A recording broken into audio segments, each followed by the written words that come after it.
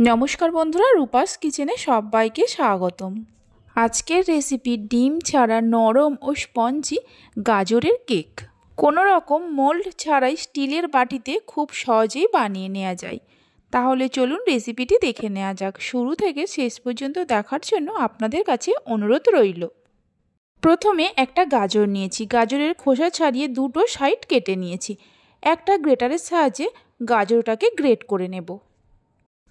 পুরো গাজরটা গ্রেট করে নেওয়ার পর গ্যাসের ওপর একটা কড়া বসিয়ে তার মধ্যে দিয়ে দেব 2 টেবিল চামচ ঘি।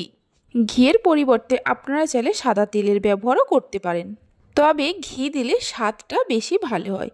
ঘিটা মেল্ট হয়ে গেলে গ্রেট করে রাখা গাজর ঘিয়ের মধ্যে দিয়ে দেব। মিডিয়াম ফ্লেমে গাজরগুলোকে মিনিট 2-3 সময় ধরে ভেজে নেব। আপনারা চাইলে গাজর না ভেজেও কেক বানাতে পারেন, তবে এইভাবে ভেজে নিয়ে কেক বানালে স্বাদটা খুব ভালো হয়। মিনিট 2-3 সময় ধরে গাজরটাকে ভেজে নেওয়া হয়ে গেছে। এর মধ্যে দিয়ে দেব চায়ের কাপের 1 কাপ চিনি। চিনি দিয়ে চিনিটাকে গাজরের সঙ্গে মিশিয়ে দেব, গ্যাসের ফ্লেমটা মিডিয়ামে রেখে। চিনিগুলো মেল্ট হয়ে গেলে গাজরের মিশ্রণটা একটু পাতলা হয়ে যাবে। আরও মিনিট 2-3 জাল দিয়ে মিশ্রণটাকে ঘন বা শুকনো শুকনো করে নিতে হবে।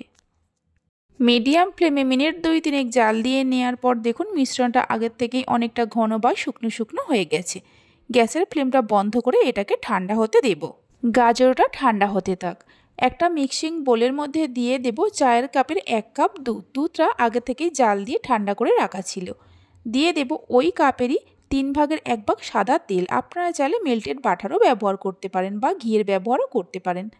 দিয়ে দেব ওই চায়ের কাপেরই 1 কাপ ময়দা, ওই চায়ের কাপের হাফ কাপ সুজি, ওই চায়ের কাপেরই 1 কাপ গুঁড়ো দুধ দিয়ে দেব। যে কাপ মেপে আমি চিনি নিয়েছি ওই কাপ মেপে সমস্ত উপকরণগুলো নিয়েছি। দিয়ে দেব হাফ টেবিল চামচ বেকিং পাউডার। যতটা বেকিং পাউডার নিয়েছি তার হাফ দিয়ে দেব বেকিং সোডা। সব কিছুকে মিশিয়ে নেব। সব কিছুকে ভালো করে মিশিয়ে নিয়ে ব্যাটারটাকে এইভাবে রেখে দেব মিনিট 5-6 সময়ের জন্য। ততক্ষণে সুজিগুলোও নরম হয়ে যাবে। কেকের ব্যাটারটা রেখে দিয়ে এদিকে 3টে বাটি নিয়েছি স্টিলের।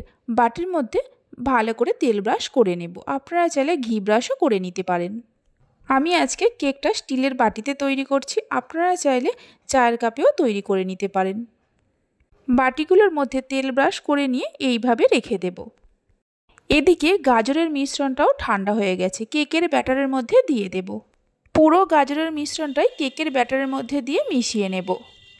আমি এই ব্যাটারের মধ্যে আর চিনির ব্যবহার করিনি, কারণ গাজরের মধ্যেই 1 কাপ চিনির ব্যবহার করেছিলাম। আপনারা যদি কেকটা আরও একটু মিষ্টি খেতে চান তাহলে চিনি অল্প করে দিতে পারেন।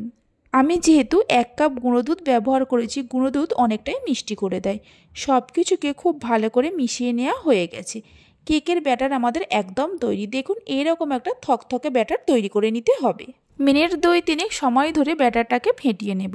ব্যাটারটাকে ফেটিয়ে নেওয়ার পর যে বাটিগুলোর মধ্যে তেল ব্রাশ করে রেখেছিলাম বাটির অর্ধেকটা করে কেকের ব্যাটার দিয়ে দেব। এইভাবে একবার কেকের রেসিপিটি বাড়িতে বানিয়ে দেখতে পারেন, খেতে খুবই ভালো হয়। 3টে বাটির মধ্যে কেকের ব্যাটার ঢেলে নেওয়া হয়ে গেছে। এদিকে একটা কড়া গ্যাসের ওপর বসিয়ে দিয়ে হাই ফ্লেমে ঢাকা দিয়ে ভালো করে গরম করে নিয়েছি। কড়াটা গরম হওয়ার পর তার মধ্যে একটা স্ট্যান্ড বসিয়ে দিয়ে তার উপরে একটা স্টিলের থালা বসিয়ে দেব। থালার ওপরে বাটিগুলোকে একটা একটা করে বসিয়ে দেব। গ্যাসের ফ্লেমটা লো টু মিডিয়ামে করে 15 মিনিটের জন্য ঢাকা দেব। কড়ার ঢাকার ওপরে যে একটা ছিদ্র আছে একটা লবঙ্গ দিয়ে বন্ধ করে দেব, তাহলে ভেতরের হাওয়া আর বাইরে আসতে পারবে না। 15 মিনিট পর ঢাকা খুলে কেকের ব্যাটারের ওপরে টুটি ফুটি দিয়ে দেব। আপনারা চাইলে যে কোনো ড্রাই ফ্রুটস দিতে পারেন। আমি এখানে সবুজ আর লাল কালারের টুটি ফুটি দিচ্ছি, আবার চাইলে নাও কিছু দিতে পারেন। টুটি ফুটিগুলো দেওয়ার পর আবারও ঢাকা দিয়ে দেব 20 থেকে 25 মিনিটের জন্য।